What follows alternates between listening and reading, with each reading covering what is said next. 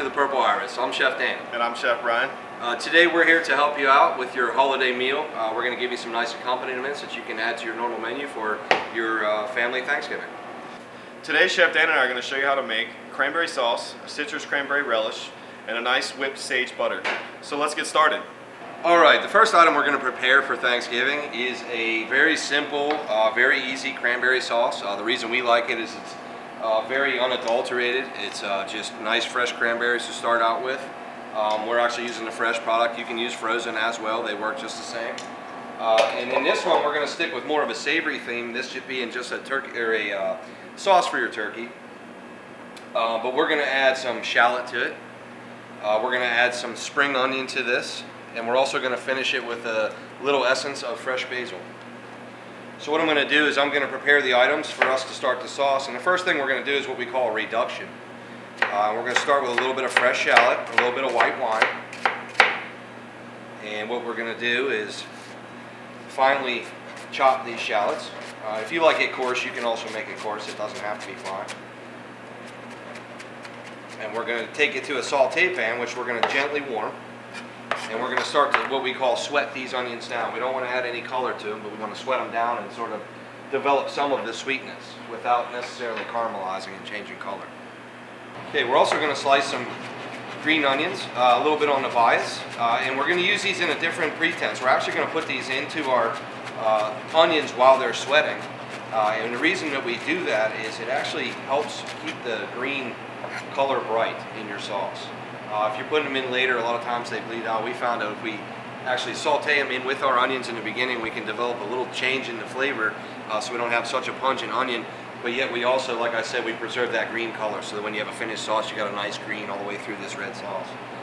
What we're going to do is we're going to actually start to sweat these down. And Chef Brian's going to help us out here. Yeah, okay. Into our preheated saute pan, sauce pan.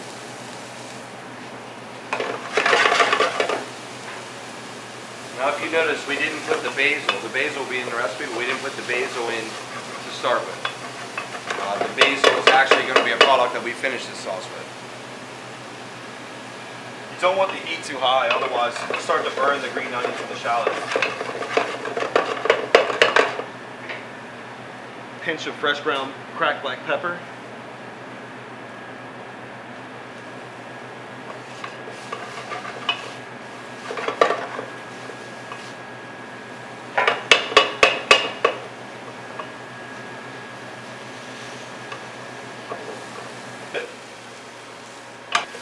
Okay, now that the onions are nice and translucent, as you can see, we got the brightness on the green onions. We're going to go ahead and make what we call a simple syrup, or also a reduction in this case. It's just sweet. We're going to add the white wine. We're going to add 1 cup of water. And we're going to let this come to a boil, and then we're going to turn it down to a simmer and let it reduce for a while. And while that's happening, we're also going to add our 1 cup of sugar, which is going to make our simple syrup. So our simple syrup has come to a little bit of a boil. We're going to add about a pound of our fresh cranberries.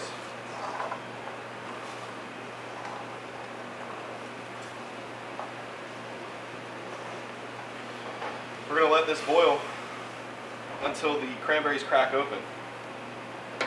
Show you what it kind of looks like. We're actually going to turn this down to a simmer so we don't lose all of our liquid. What we're waiting for is we're waiting for the actual berries to actually split open. As you notice, they'll all start to float to the top. They do float. And you're going to notice that eventually they're going to all start to crack. Once they're all cracked open, what we do is we take them off the heat. We cover this pan and we let it sit for about 10 to 15 minutes and let these soften up, and it'll also help thicken our sauce. At that point, we'll come back with a burr mixer and we'll actually blend this together and turn it into our actual cranberry sauce.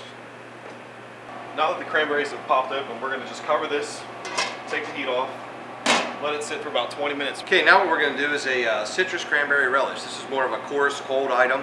The sauce that we just did prior is more of a warm item. We serve that warm. You could serve it cold as well. But this one here we intend on being more of a relish as opposed to a sauce.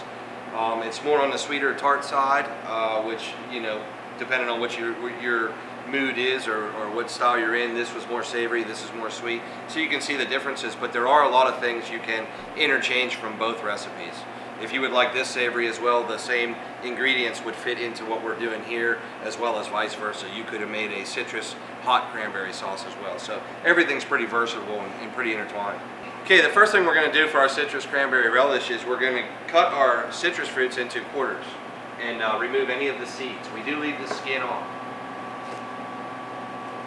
The skin has a bitterness like this, but when it's cooked and with the sugar, the rind adds a lot of flavor to this relish. Some of the citrus fruits, if you don't like, say for instance lime, if lime's not your thing, it can be removed. It can be done just with orange, just with lemon, just with lime, or a mixture of any of your favorite fruit. Other things that we've added in for different twists, not necessarily Thanksgiving, but strawberries, rhubarb, things like that to maybe change the taste or sweeten it up as well. Alright, what we're going to do to make our citrus cranberry relish, as you see here, we got all our citrus fruits. They're all de-seeded. Rind is still left on. We have some chiffonade of green onion, which is just very fine shaved green onion. And again, it's not a savory item, but this adds a little complexion to our recipe. We add some fresh parsley into this just for color. Again, not much change in flavor. We have some Pinot Grigio, which adds a nice little tartness to our sauce. We have a little bit of sugar that we're going to add, and we have fresh water. To start out, and again, this can be done many different ways. It can be done in a sauce pot, in a saute pan, where it's a little bit quicker method.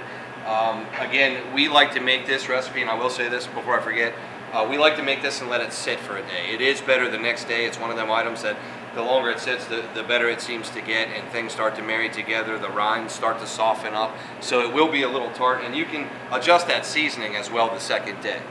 You may find that it gets a little more sweet, or needs a little more sweetness, and you can add more sweetness, and it doesn't change it one bit. To start off, what we're going to do is we're going to start with a little bit of oil in our pan, very, very little bit, just enough for things to sort of move around in. And we just lightly coated our pan. We're going to add into our pan our chiffonade of green onion. And you want to keep this moving right away. You don't want to allow it to stick to the bottom and burn. We're not looking for any color out of that. We're going to take our citrus product and we're also going to add that. Saute that down.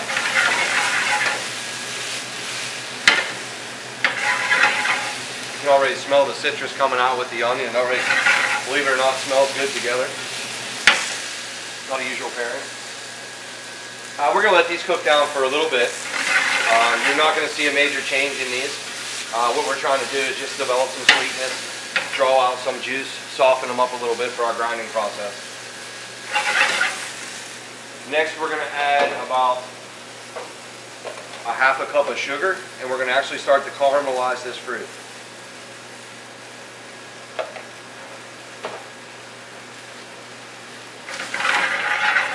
Okay. Before any of the sugar actually starts to dissipate or melt down, we're also going to add a little bit of liquid to help this process along. So we have our Pinot Grigio, which we will gently pour in.